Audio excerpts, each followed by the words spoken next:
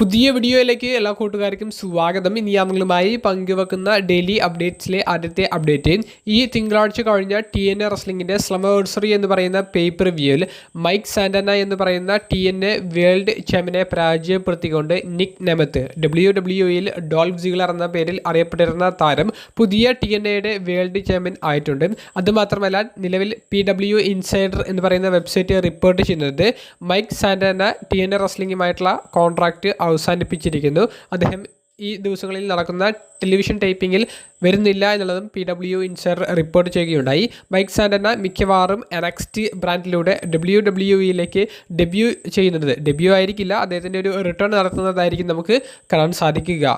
രണ്ടാമത്തെ update Fightful select എന്ന് പറയുന്ന വെബ്സൈറ്റ് നിലവിൽ റിപ്പോർട്ട് ചെയ്യുന്നത് അനുസരിച്ചാണെങ്കിൽ ബിഗ് കാസ് എന്ന് പറയുന്ന റെസ്ലർ WWEയിലേക്ക് റിട്ടേൺ ചെയ്യാൻ പോകുകയാണ്. ബിഗ് കാസ് മാത്രമല്ല എൻസോ അമോറയും റിട്ടേൺ ചെയ്യാൻ പോകുകയാണ് എന്നാണ് നമുക്ക് മനസ്സിലാക്കാൻ സാധിക്കുന്നത്. എൻസോ അമോറ പെർഫോമൻസ് സെൻറ്ററിലേക്ക് വന്നതിനെ സംബന്ധിച്ചുള്ളൊരു വാർത്തകളൊക്കെ നമ്മൾ കുറച്ച് ആഴ്ചകൾക്ക് മുൻപ് പങ്കുവച്ചതാണ്. നിലവിൽ ഫൈറ്റ്ഫുൾ സെലക്ട് റിപ്പോർട്ട് ചെയ്യുന്നത് ബിഗ് കാസ് AEWയുമായിട്ടുള്ളൊരു കോൺട്രാക്റ്റ് അവസാനിപ്പിക്കാൻ പോകുകയാണ് എന്നാണ്. അപ്പോൾ AEWയിൽ നിന്ന് WWEയിലേക്കുള്ള ഡയറക്റ്റ് ആയിട്ടുള്ള ഒരു റിട്ടേൺ ആണ് ബിഗ് കാസ് നിലവിൽ പ്ലാൻ ചെയ്യുന്നത്. NXT ബ്രാൻഡിലേക്കാണോ മെയിൻ റോസ്റ്ററിലേക്കാണോ എൻസോ അമോറ, ബിഗ് കാസ് തുടങ്ങിയവരുടെ ടീം റിട്ടേൺ ചെയ്യുന്നത് എന്നുള്ളതിനെ സംബന്ധിച്ചൊരു ക്ലാരിഫിക്കേഷൻ ലഭിക്കേണ്ടതുണ്ട്. എൻ്റെ ഒരു അഭിപ്രായ പ്രകാരം ബിഗ് കാസും എൻസോ അമോറയും മെയിൻ റോസ്റ്ററിലേക്കായിരിക്കും റിട്ടേൺ ചെയ്യുക. ഒരു ടാഗ് ടീം എന്ന നിലയിലായിരിക്കും റിട്ടേൺ ചെയ്യുക. ടാഗ് ടീം ഡിവിഷനെ നല്ല രീതിയിലൊന്ന് സ്ട്രോങ് ആക്കാൻ ഇവരുടെ വരവ് സഹായം നൽകിയേക്കാം. മൂന്നാമത്തെ update summer slam premium live ഇവൻറ്റിനെ സംബന്ധിച്ചുള്ളതാണ്. സമ്മർ സ്ലാമിലേക്ക് 2 ബിഗ് മാച്ചുകൾ കൺഫേം ചെയ്തിട്ടുണ്ട്. അപ്പോൾ അതിൻ്റെ ചില ഫാക്ട്സ് ആണ് നമ്മൾ പങ്കുവെക്കുന്നത്. ഹെൽ ഇൻ എ സെൽ മത്സരമായിട്ട് ബ്രോക്ക് ലെസ്നർ വേഴ്സസ് ഒബാഫെമി തമ്മിലുള്ള മത്സരം നടക്കാൻ പോകുന്നുണ്ട്. ബ്രോക്ക് ലെസ്നർ വിജയിക്കുമോ പരാജയപ്പെടുമോ എന്നുള്ളതാണ് ഏറ്റവും വലിയൊരു ചർച്ചാ വിഷയമായി ഈ ഒരു സമ്മർ സ്ലാമിൽ നമ്മളെല്ലാവരും നോക്കാൻ പോകുന്ന ഒരു കാര്യം. അപ്പോൾ ബ്രോക്ക് ലെസ്നറിൻ്റെ ഹെൽ ഇൻ എ സെൽ മത്സരങ്ങളിലെ അദ്ദേഹത്തിൻ്റെ പരിചയം നമ്മൾ നോക്കിയാൽ 2 മത്സരങ്ങളാണ് ബ്രോക്കിൻ്റെ കരിയറിൽ ഇതുവരെ അദ്ദേഹം കളിച്ചിട്ടുള്ളത്. ആ 2 മത്സരങ്ങളിലും ബ്രോക്കിന് വിജയം നേടാൻ സാധിച്ചു. അതിനേക്കാൾ ഉപരി ബ്രോക്ക് വിജയിച്ചത് ഇതിഹാസ താരമായ ദി അണ്ടർടേക്കറിനെതിരെ തന്നെയാണ്. 2 മത്സരങ്ങളിലും വ്യത്യസ്ത സമയങ്ങളിൽ ദി അണ്ടർടേക്കർ തന്നെയായിരുന്നു ബ്രോക്കിൻ്റെ എതിരാളി. ഒന്ന് 2002 പിന്നീട് നടന്നത് 2015 അപ്പോൾ നീണ്ട കുറേയധികം ഗ്യാപ്പ് വന്നു എങ്കിലും ദി അണ്ടർടേക്കറിനെ ഹെൽ ഇൻ എ സെൽ മത്സരങ്ങളിൽ പരാജയപ്പെടുത്താൻ ബ്രോക്കിന് സാധിച്ചിട്ടുണ്ട്. അപ്പോൾ ഹെൽ ഇൻ എ സെൽ എന്നുള്ള ഒരു ചലഞ്ച് മുന്നോട്ടേക്ക് വെച്ചതും ബ്രോക്ക് തന്നെയാണ്. അപ്പോൾ ബ്രോക്കിന് അവിടെ വലിയ അഡ്വാൻറ്റേജ് ഉണ്ട്.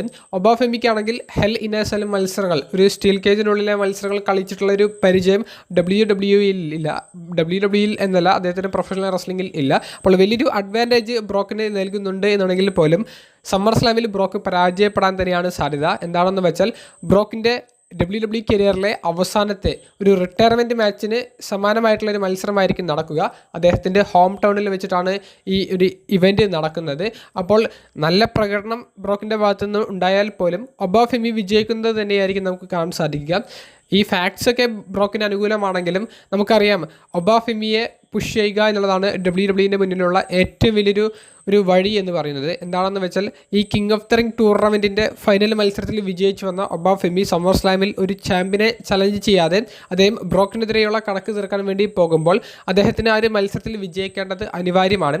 എന്നാൽ മാത്രമേ അദ്ദേഹത്തിന് king of the ring tournament വിജയിച്ചു ആ ക്രൗണൊക്കെ വെച്ചിട്ട് അദ്ദേഹത്തിന് ഒരു ചാമ്പ്യൻഷിപ്പ് ചലഞ്ച് ചെയ്യാൻ പോകുമ്പോൾ അതിൻ്റെ ഒരു അഡ്വാൻറ്റേജ് ലഭിക്കുകയുള്ളൂ, വലിയ മൊമെൻറ്റം കിട്ടുകയുള്ളൂ.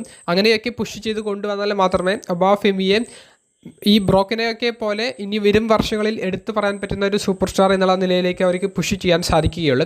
അതുകൊണ്ട് തന്നെ സമ്മർ സ്ലാമിൽ ഫാക്ട്സൊക്കെ അനുകൂലം ബ്രോക്കിനാണെങ്കിൽ പോലും വിജയിക്കാൻ പോകുന്നത് ഒബാഫെമി ആയിരിക്കും.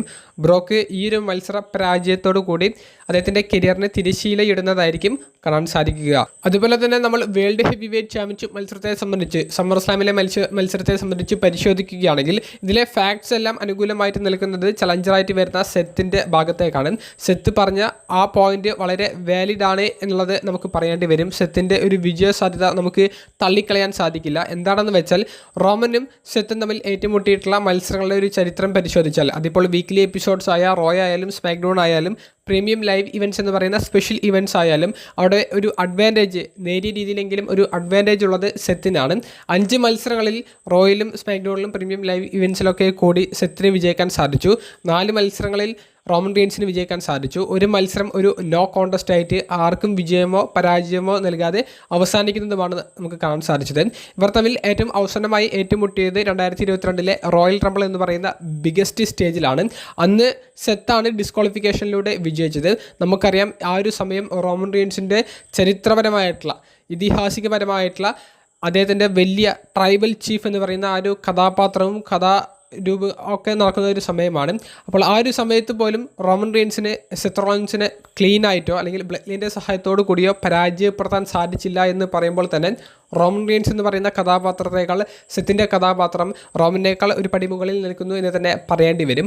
അപ്പോൾ റോമനെ സംബന്ധിച്ച് ഈ സമ്മർ സ്ലാം 2026 സെത്ത് റോളിൻസ് വലിയൊരു കടമ്പയാണ്. അതാണ് ആ ഒരു പ്രൊമോയിലും സെത്ത് വന്ന് പറഞ്ഞത്. റോമൻ റീൻസിൻ്റെ ഈ ചരിത്രപരമായിട്ടുള്ള കരിയറിൽ അല്ലെങ്കിൽ വലിയ അച്ചീവ്മെൻറ്റുകളൊക്കെ നേടിയെടുത്തിട്ടുള്ള ഈ കരിയറിൽ അദ്ദേഹത്തിനെ പിന്തുടർന്നു പോകാൻ സാധിക്കുന്ന ഏറ്റവും വലിയൊരു തലവേദന അത് സെത്തിനെ പരാജയപ്പെടുത്തിയിട്ടില്ല എന്നുള്ള ആ ഒരു വാക്ക് അത് വാലിഡാണ്. അത് മറികടക്കാൻ വേണ്ടിയിട്ടായിരിക്കും ഇനി സെത്തിനെതിരെയുള്ള മത്സരത്തിൽ റോമൻ റീൻസ് ശ്രമിക്കുക. പക്ഷേ ഫാക്ട്സൊക്കെ അനുകൂലമായിട്ട് നിൽക്കുന്നതും സെത്തിൻ്റെ കൂടെയാണ്. അപ്പോൾ എൻ്റെ ഒരു അഭിപ്രായ പ്രകാരം സമ്മർ സ്ലാം 2026 റോമൻ റീൻസിൻ്റെ ഈ world heavyweight championship title റണ്ണിന് അവസാനം കുറിക്കാൻ പോകുന്നത് സെത്തായിരിക്കും. സെത്ത് പുതിയ വേൾഡ് ഹെവി വെയ്റ്റ് ചാമ്പ്യൻ ആകും. അതിന് കാരണങ്ങൾ ഒട്ടനവധിയുണ്ട്. എന്താണെന്ന് വെച്ചാൽ സെത്ത് ഒരിക്കലും പ്ലാൻ ചെയ്യാത്ത രീതിയിലാണ് അദ്ദേഹത്തിൻ്റെ കൈവശത്ത് നിന്ന് ഈ ഒരു വേൾഡ് ടൈറ്റിൽ നഷ്ടപ്പെട്ടത്. രണ്ടാമത്തേത് ഈ റോമൻ റീൻസ് ഈ സമ്മർ സ്ലാം വരെ അദ്ദേഹം ആക്റ്റീവായിട്ട് നിൽക്കൂ എന്നുള്ളത് റസൽമേനിയ 42 ശേഷം പറഞ്ഞിട്ടുണ്ട്. സമ്മർ സ്ലാമിന് ശേഷം റോമൻ റീൻസ് എങ്ങനെ എന്ത് എന്നുള്ളതൊക്കെ ഒരു ചോദ്യചിഹ്നമാണ്. സെത്താണെങ്കിൽ എങ്ങോട്ടൊക്കെയും പോകുന്നില്ല, അദ്ദേഹം ആക്റ്റീവായിട്ട് നിൽക്കും. അപ്പോൾ കാര്യങ്ങളുടെ ഒരു കിടപ്പ് വശം എല്ലാം സെത്തിന് അനുകൂലമാണ്. അതിപ്പോൾ ഫാക്ട്സ് എടുത്ത് പരിശോധിച്ചാലും സ്റ്റോറി ലൈൻ്റെ അഡ്വാൻറ്റേജും എല്ലാ കാര്യങ്ങളും ഇനിയുള്ള മാസങ്ങളിലെ ഒരു കാര്യങ്ങളൊക്കെ പരിശോധിച്ചാലും സെത്തിന് അനുകൂലമാണ്. റോമൻ റീൻസ് പരാജയപ്പെടുന്നതായിരിക്കും നമുക്ക് ഈ ഒരു സമ്മർ സ്ലാം 2026 കാണാൻ സാധിക്കുക. ഇനി നിങ്ങളുടെ അഭിപ്രായങ്ങൾ കമൻറ്റ് ബോക്സിൽ ഒന്ന് രേഖപ്പെടുത്തുക. അപ്പോൾ അടുത്തൊരു വീഡിയോയുമായി കാണുന്നത് വരെ ബൈ.